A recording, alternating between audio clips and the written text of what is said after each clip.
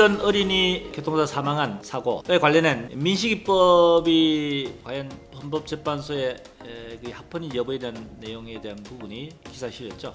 결국 헌법재판소에서 헌법에 위반되지 않고 합헌의 결정이 낸 사례가 있었습니다.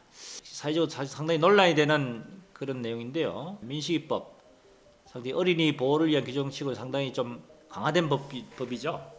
사망사고인 경우에 있어서 무기징역 또는 3년 이상의 징역에 처하는 이런 아주 중대한 어떤 처벌의 규정이죠. 부상인 경우에 있어서 1년 내지 15년의 징역 내지 5천만 원의 벌금을 정하는, 어떻게 보면은 어린이 보호를 위한 규정으로는 보호를 위한 측면에서는 사실 좋은 취지라고 볼 수 있지만 한편에 있어서는 너무 가중처벌이라는 것이 너무 과하지 않느냐 하는 일부의 지적도 있습니다. 자, 오늘 다루게 되는 내용은 이 민식이법 또는 윤창호법이라죠.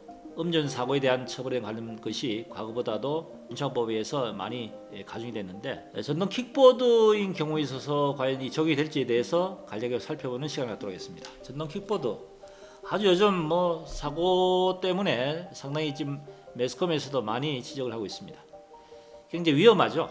언제 어떤 돌발적인 사고를 일으킬지도 모르는 그런 위험한 상황에 노출된 경우가 많습니다. 근데 도로교통법을 보면은 도로교통법상에는 그 차의 범위에 일반 차량, 자가용 승용차를 비롯한 일반 차량 외에 이륜차 또는 원동기 자전거까지도 차의 범주에 속합니다. 여기에 지금 전동 킥보드도 개인용 이동 장치라고 해서 시간속도 25km 이상 총중에 30km 미만인 경우에 있어서는 전동 킥보드를 개인용 이동 장치로 해서 원동기 장치 자전거 범주에 속해서 차로 간주하는 것이 문제됩니다. 그래서 전동 킥보드도 물론 원동기 장치 자전거 면허를 치르게 된다든지 또는 16세 이상 운전자가 운전을 하지 않으면은 일정의 벌금을 매긴다든지 여러 가지 어떤 안전물 착용에 대한 여러 가지 어떤 제약적인 요소들이 있지만은 아무튼 워낙 이제 사고 위험이 높은데 불구하고 법에서 이제 운행을 허락을 하는 상황에서 이런 유형의 사고를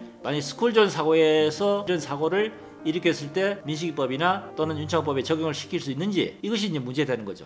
원동기 자전거에 속하는 개인용 이동 장치도 차량의 범주에 보고 법에서는 민식이법이나 윤창호법 역시 전동 킥보드에 일어난 사고, 스쿨존 사고에 있어서도 적용이 된다 하는 것이 지금 문제되는 겁니다. 그래서 앞으로 전동 킥보드 사고에 대해서 이런 민식이법, 윤창호법도 적용이 된다는 사실을 알고 상당히 운행에 좀 주의를 기할 필요가 있다 하는 경각심에서 오늘 주제를 다뤄봤습니다.